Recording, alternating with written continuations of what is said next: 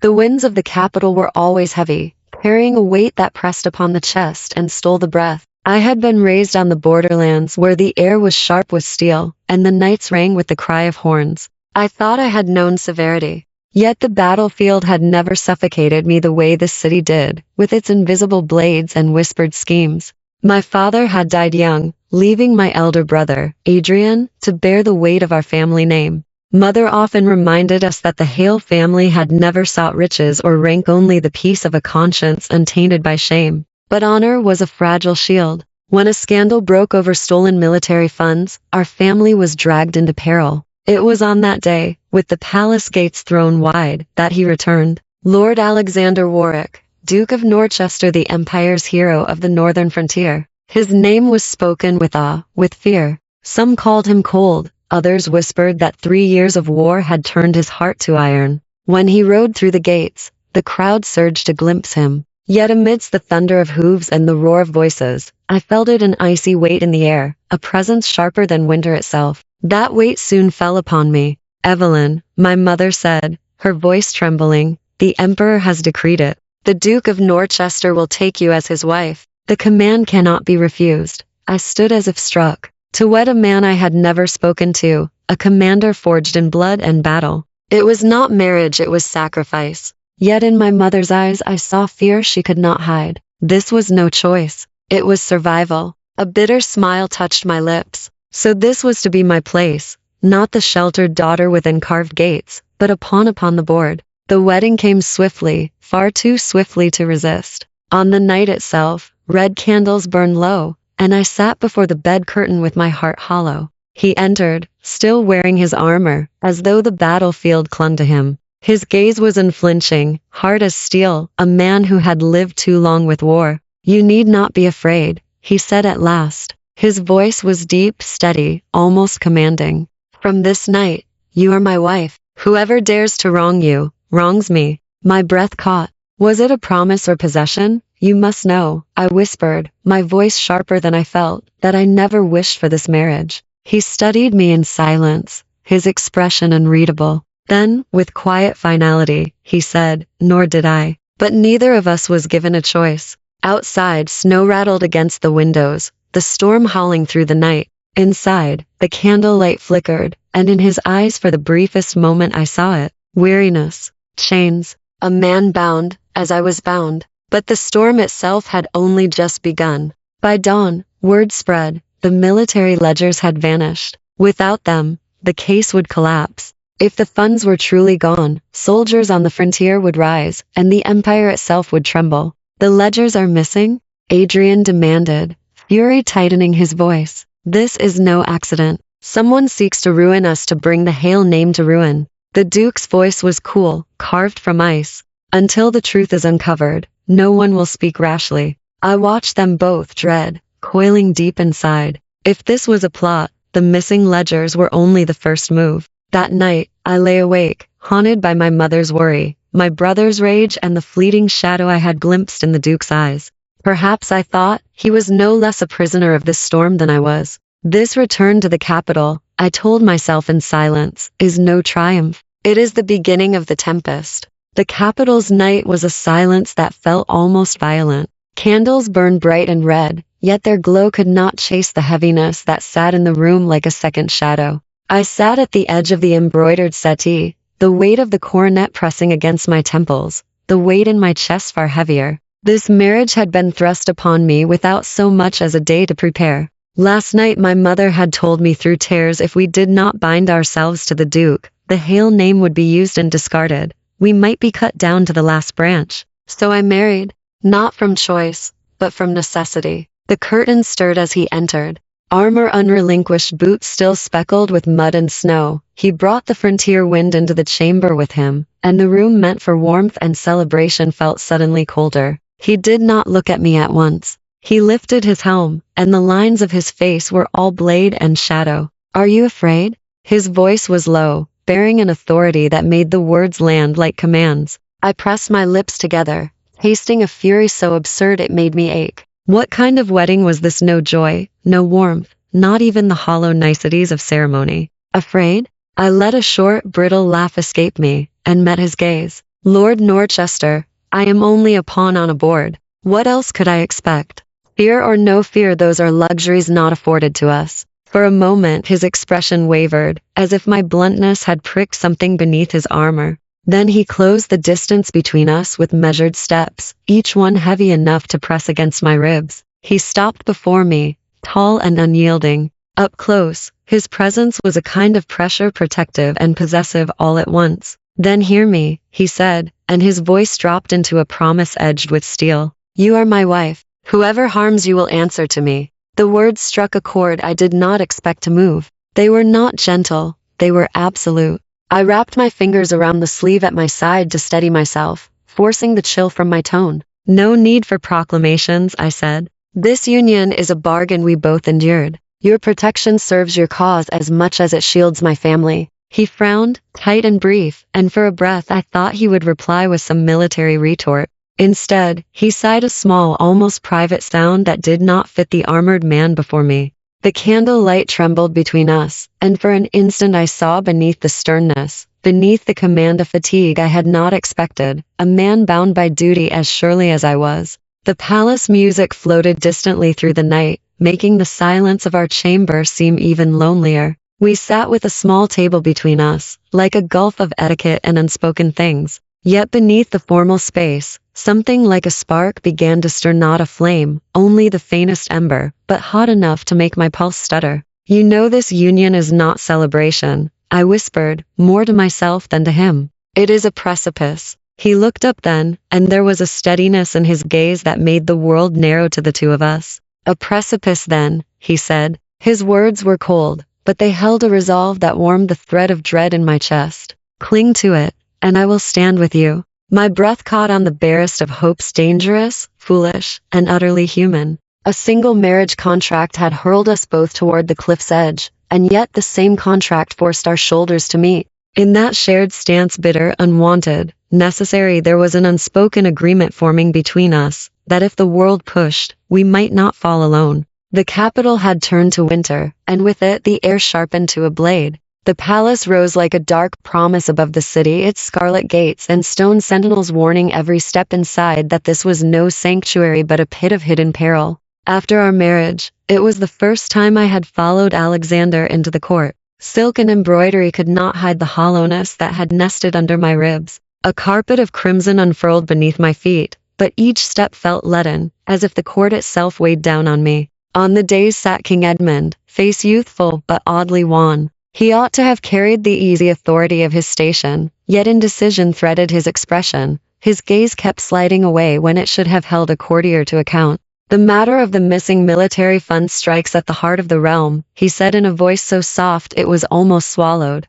How then shall we be resolved? Silence sat like frost until Chancellor Percival March rose, smooth as oil and twice as dangerous. Sire, he said, the Hale family has long managed provisions along the northern lines. Where there is management, suspicion may dwell. If inquiry is to begin, let it begin with them. My chest tightened. Percival March, he who'd steadied himself into power, spoke with that even calm that masked knives. Around him, voices rose like a tide, each one eager to wash the blame upon my family, as though truth were a thing to be summoned by majority. My hand closed until my knuckles stung. This was not merely accusation, it was a verdict being rehearsed. Alexander stepped forward then, and his voice cut through the clamor like iron. If funds are missing, someone intercepted them en route, not the Hales. I have ordered an inspection of the border granaries. The transport manifests are intact. Any anomaly will be laid bare. His words were hard, direct, each syllable hammered with the certainty of a man who had survived storms.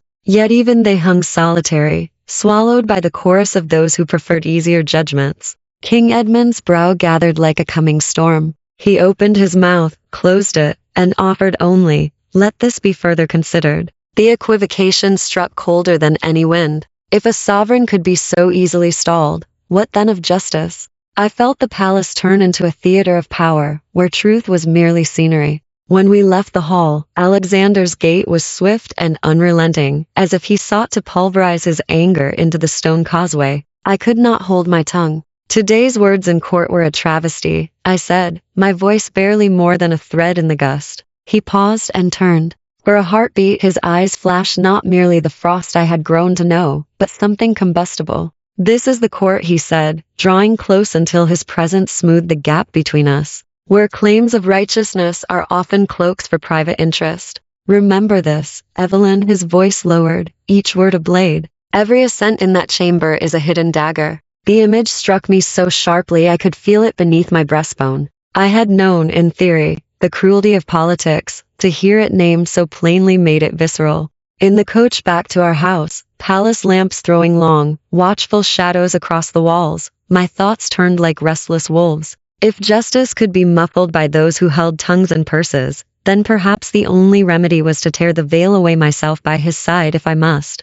And yet another whisper lived under that resolve, soft and dangerous. To stand beside him might lead me into deeper darkness, or it might be the very path that opened my eyes to truth, and perhaps, to a slender freedom. I did not yet know which. I only knew that there was no longer any withdrawing, no peace to return to, no quiet corner left untouched. We had been flung upon the cliff's edge together, and whatever came next, we would step forward in the same breath. The palace walls loomed heavy under the shroud of night, the air itself pressing so thick it seemed to rob me of breath. Since the morning's council, unease had clung to me like frost. Chancellor March's words had been a blade, and the king's hesitations had left us naked before the storm. It was then a letter found its way into my hands. The courier was none other than Lady Margaret, once a confidant to my late mother, and now a quiet consort within the palace. She met me in a shadowed passage, her cloak drawn tight, her voice urgent as she pressed a small packet into my palm. "Evelyn, guard this well. Do not read it here. What it contains is a matter of life and death." Before I could reply, she was gone, swallowed by the fog. My hand burned from the weight of the secret, though my heart had gone cold. Could it be true, someone within the palace itself pulling the strings of this accusation? Back at our estate, I paced until my resolve hardened. At last, I carried the sealed letter to Alexander's study. The hour was late. Candlelight licked the spines of books and spilled across his desk, where he pored over ledgers and reports with the grim intensity of a soldier still at war. When I pushed the door open, he looked up, his gaze sharp as tempered steel. But the moment his eyes fell on the packet in my grasp, something in his expression shifted. "Where did you get this?" His voice was low, almost fierce. "From Lady Margaret," I whispered, setting it on the desk. "She said it could cost lives." Alexander wasted no time. He broke the seal, and together we bent over the letter, the shadows quivering around us. The writing was hurried, but clear enough. The accusations against my family were no accident. Someone at court had orchestrated the scheme, and the trail, thin as smoke, wound back toward March himself. My breath caught. My heart pounded against my ribs. This was no mere intrigue, it was a stratagem to seize the kingdom entire. "If this is true," Alexander said, his voice a growl beneath the candlelight, "then March is not just laying snares for your family. He means to tighten his grip until the crown itself bends to his will. The hails are but the bait." Fear struck me, not only for my house, but for us both. Without Lady Margaret's daring, we would have been blind. Yet even this knowledge bound us tighter in the snare. "What shall we do?" I asked, and hated how my voice trembled. He pressed the letter flat beneath his hand, his eyes locking onto mine. "From this night forward, you cannot stand aside. If we are to survive, you must fight with me, Evelyn. No more watching from the edges, you must share the blade as well as the shield." I froze. The words unsettled me, yet they rang with undeniable truth. I had already crossed the threshold. There was no return. The candle guttered, the pages on his desk shuffling in the draft as if stirred by unseen hands. As we leaned closer, tracing each clue on the page, his fingers brushed against mine. The touch was fleeting, accidental, or so it seemed, but it surged through me like lightning. My breath faltered. I pulled back instinctively, only for his hand to linger, gently holding mine in place. "Are you afraid?" he asked. Not harshly this time, but with a quiet tenderness that threatened to undo me. My lips pressed together, my thoughts a storm. Yes, I was afraid, but not only of the conspiracy or the shadows crowding in. There was another fear, sharper, sweeter, that lived in the space between his hand and mine. "I fear only," I whispered at last, "that the truth may devour us both." His gaze deepened, and then, unexpectedly, a hint of a smile touched his mouth. Truth whispers in darkness, he murmured, but the heart beats loud enough to betray it. The words sank into me like a secret vow, and I could no longer tell whether the danger had driven us together, or if some greater hand had long since bound our paths. I only knew this. The game of shadows had scarcely begun, and neither of us would leave unchanged. The palace walls pressed down like a living thing, and with the morning rain the city felt washed in sorrow. By the time the breakfast dishes had been cleared, the royal guards came, black-coated men bearing the king's seal, and they tore into the Hale estate with the blunt certainty of a verdict. They accused my brother of embezzling the army's pay. Mother collapsed where she stood, her voice a thin, ragged thing, begging for mercy. Adrian's face went the color of ash, but he held himself upright and denied the charge with all the stubborn honesty that had steeled him since our father's death.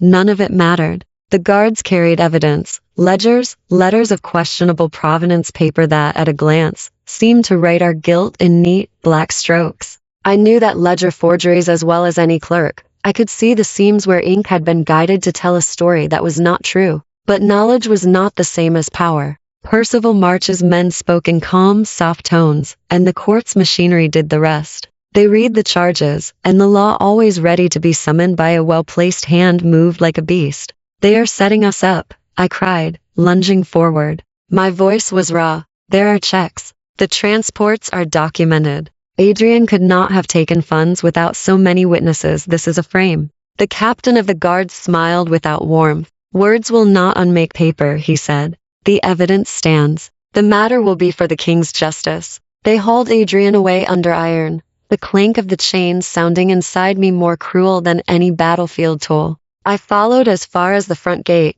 my hands raw from clutching at my skirts. When the house had emptied of its defenders, when the hearth's fire had given out into smoke, the Hale estate felt like a hollowed shell. That night the rain finally stopped, but the world felt colder. I sat alone beneath the lamp, fingers pressed to the worn wood of the table until my knuckles blanched. The household drifted about me in stunned, fearful silence. Tears blurred my vision, and I could not stop them. Each passing moment braided my helplessness tighter, a family's honor unraveled by men with favors to call in. He came quietly, then Alexander. He did not enter with soldiers or swagger. He came as a man would come, to steady another in danger. He laid no grand plans at my feet. He simply took my hand, and his palm was calloused and sure, the evidence of hard winters and harder choices. "Are you afraid?" he asked, but the question was not a taunt. It held a warmth that surprised me. I could not hold the dam. "I am afraid they will shred us to nothing. That Adrian will be broken by their interrogations. That everything we have will be lost." My voice broke. The words tumbled free with the rest of me. He drew me into his arms, and for a long moment his chest rose and fell against my forehead. "Evelyn," he murmured, voice low with a steadiness I had begun to lean on, "I am here. So you will not fall." His promise struck me like a small miracle. In that embrace, the world narrowed to the heartbeats and a single, terrible purpose. I lifted my face to him, and when our eyes met, there was no armor between us, only two people caught in a tide not of their making. "Then we will fight," I said, the tremor in my voice shored up by the iron in my words. "For Adrian, for Mother, for our name." He nodded, and when he spoke, the soldier in him tempered the man. "We begin quietly. There are those at court who will never speak in public, Lady Margaret among them. We will need allies who understand how to move without being seen. And we will need proof, not the paper Percival parades, but the truth beneath it." A plan, at last, took shape between us, small steps, cautious reconnoitering, a promise to dig where others would not. Still, as the lamp guttered in the house side around us, one thought refused to leave. Even with Alexander at my side, the path ahead would be a narrow one, and every step carried the risk that we would be drawn farther into the storm. I thought of Adrian in chains, and felt a hot, private vow kindle. They could try to make us disappear with ink and decree, but they had never met a Hale who would bow when his family was called. I straightened my spine beneath his arm. "Whatever it takes," I whispered. "Whatever it costs." His hand tightened once, a promise and a plea all at once. "Together," he answered. Outside, the night kept its counsel. Inside, beneath wavering candlelight and the hush of a house in mourning, two people drew a line in the dark and stepped across it. Night had fallen like a suffocating blanket over the capital, and a dense cloud hung low over the city, swallowing every street in shadow. Word came from the palace. The Hale family was accused of treason, and the king's decree ordered the seizure of every member of our household. The hoofbeats of hundreds of armored soldiers thundered through the streets, torches igniting the darkness, turning our familiar estate into a theater of terror. I watched, paralyzed, as my mother was roughly lifted by palace maids and dragged from the hall. Servants cried out, only to be silenced by the cold points of spears. Doors that had stood for generations were broken down, treasured books trampled, and our ancestral weapons, symbols of honor and history, seized as evidence of crimes we did not commit. My body shook, my throat so dry that no sound came. Stop. Those are our family's heirlooms. I screamed, my voice raw, but the soldiers paid no heed. Blades glimmered in the torchlight, indifferent to my cries. In that instant, I felt the true weight of the phrase family destroyed. It was not merely a decree, it was a force that ripped away bloodlines and heritage in a heartbeat. Flames leapt through the courtyard, mingling with the cries of my mother, the servants, and the clash of metal, creating a mournful symphony of ruin. I felt my knees weaken, my body threatened to collapse beneath the magnitude of it all. Then, a strong hand closed over mine. It was Alexander. His expression was controlled, though fury gleamed behind his eyes. He kept me close, cutting off any soldier who dared come near. His gaze was steel, commanding, and they dared not advance another step. I lifted my tear-blurred face to him, unable to hold back the torrent of grief. I have nothing left, I whispered, my fingers clutching at his coat as if he were the last piece of driftwood keeping me afloat. He said nothing. He swept me into his arms. Outside, the estate burned, the shouts and screams filling the night, but within his embrace, there was a calm I had not known since the chaos began. No words, no promises, just the solid, unwavering certainty of his presence. His chest rose and fell against mine, warm and real, forged from battles, yet soft enough to hold my broken heart. In the firestorm that consumed all we had, his arms became the only sanctuary. The thought echoed in me like a fragile, cruel gift of fate, the sole remnant of salvation in a night of unrelenting destruction. Time passed in a blur, the flames dwindling until only ashes remained. Our home was gone. My mother had been taken to the palace, my brother dragged before judgment, the Hale crest reduced to shards in the gray dust. I slowly lifted my eyes through tear-streaked cheeks. He was still there, still holding me. For the first time, I felt the difference between marriage and trust, between duty and devotion. He was no longer merely the man I had been bound to by contract. He had become the one person I could depend upon when everything else had been stripped away. My heart trembled, a strange yet unmistakable stir of life and hope threading through despair. Perhaps in the ashes of all I had lost, this unspoken, shared refuge was where our true beginning lay. The capital lay under a cloak of night so deep it swallowed sound, leaving only the rustle of dead leaves along empty streets. Alexander and I crouched beneath the eaves of a crumbling academy, the shadows devouring all but the faint glow of the small lantern in his hand. Its light trembled across his resolute features, sharp in the darkness. Liam, Alexander's trusted informant, had brought new intelligence. The correspondence and ledgers now aligned, revealing a conspiracy far deeper than we had imagined. The missing army funds were no longer a plot against the Hales alone. They reached into the corridors of power within the palace itself. I held my breath, my fingers trembling, as I handed him the papers. He bent over them, brows drawn, fingers tapping lightly on the edge of the desk, a rhythm of suppressed anger.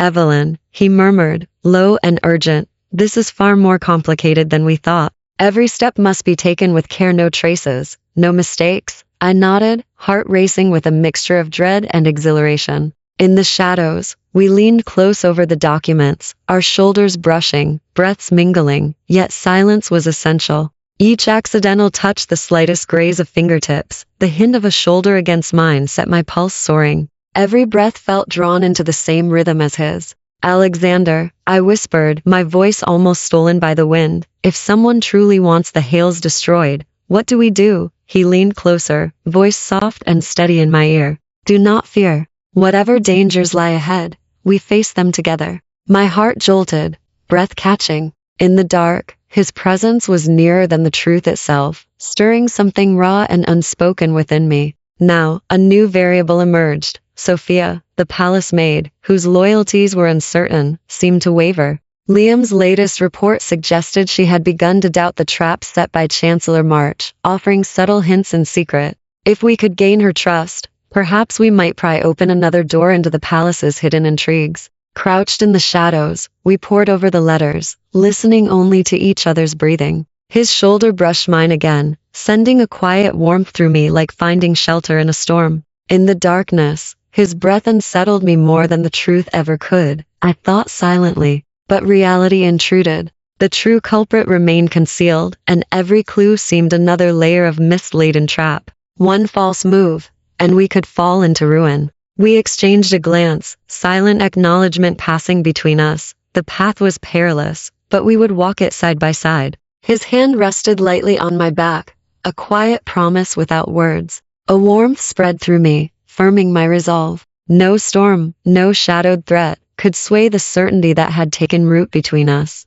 As the night deepened, the air thickened, and we remained pressed close in the dark, shoulder to shoulder, heart to heart. Eyes met without a word. Every feeling flowed silently between us. Outside, the city slept, as if holding its breath for the alliance we had forged in the shadows. That night, I understood it fully. Whatever lay ahead, be it storm or snare, we would face it together, unyielding, bound by the unspoken vow to uncover the truth. The night pressed heavily over the palace, torchlight throwing long, cold shadows across the corridors. We had believed the threads of the case were finally in our grasp, yet the palace's intrigues ran far deeper than we had imagined. Then, unexpectedly, Nathaniel Chase, always a discreet informant, appeared, his voice calm yet edged with resolve. "Evelyn Alexander, I have something to reveal." He disclosed his true identity, not merely a clerk in the palace archives, but a high-level agent secretly monitoring Chancellor March. He had turned, offering to aid us in exposing the full scope of the conspiracy behind the missing army funds.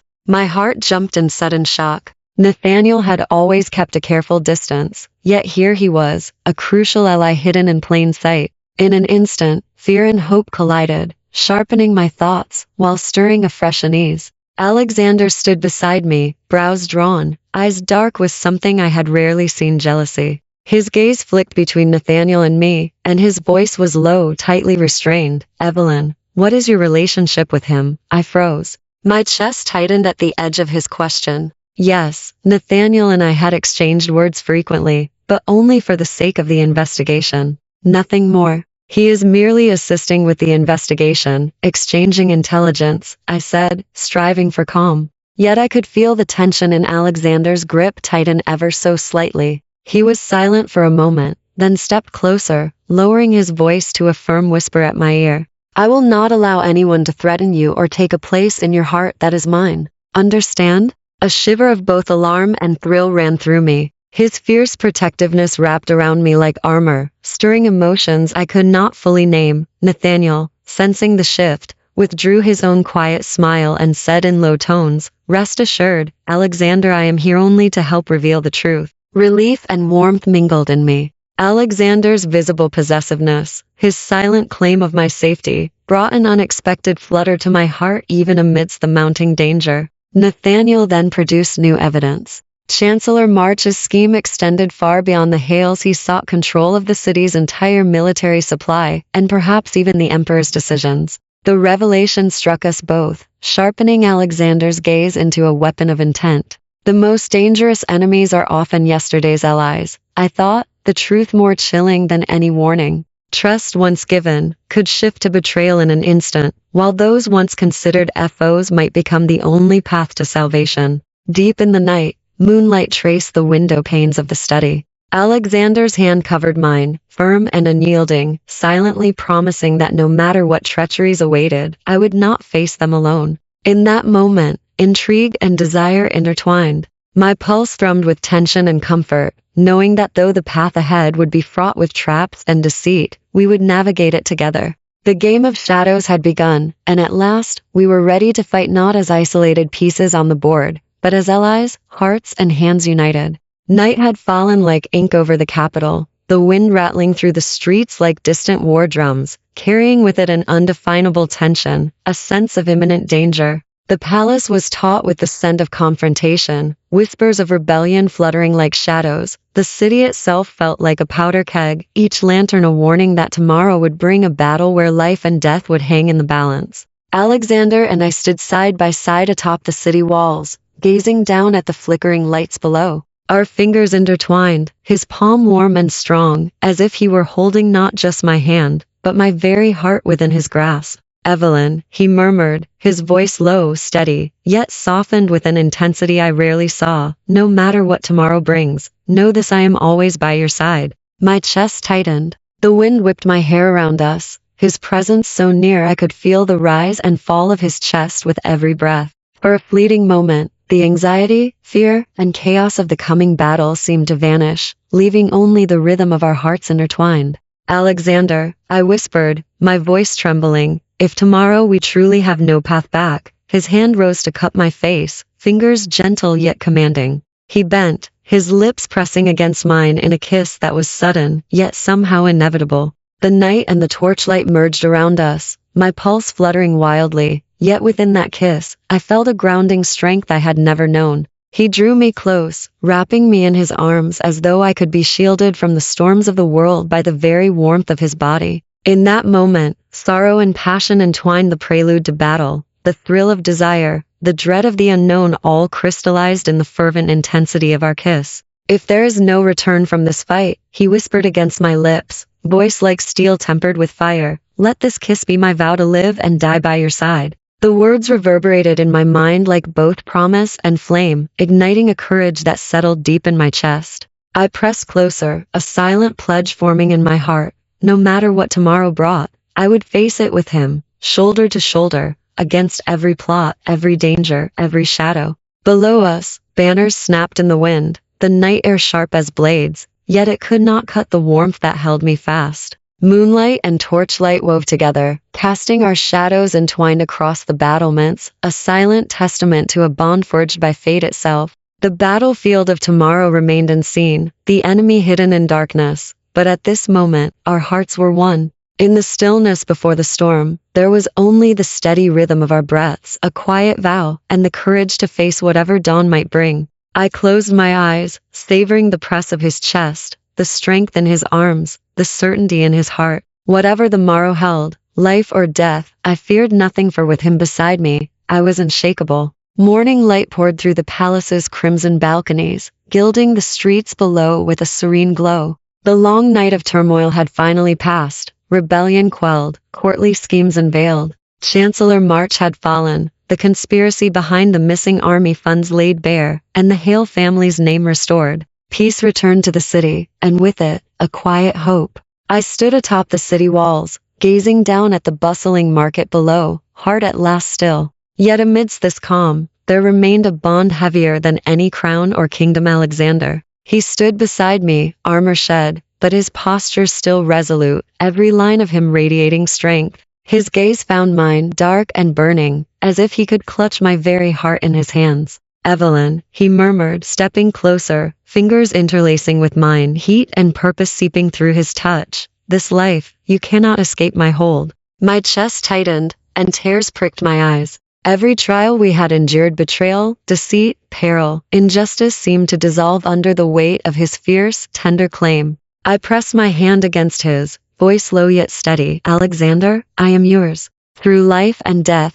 I stand with you." A soft smile curved his lips as he drew me into his arms. Our lips met in the sunlight of early spring, a kiss both tender and consuming, leaving a mark upon our hearts that would never fade. Warmth and fire, serenity and passion, all fused in that one perfect moment, an unspoken vow made flesh. That night, we returned to our newly restored home. The lamps glowed softly, casting shadows that intertwined like our lives. This time, there was no fear, no scheming, only each other. His hands curved around my waist, a hushed whisper brushing my ear. "Evelyn, from now on, you're mine. No one can take you from me." I leaned into him, inhaling his warmth, surrendering to the quiet certainty of his devotion, letting it fill every corner of me. The following day, the city buzzed with news of victory. The Hale family's honor had been fully restored. My mother and brother smiled freely once more.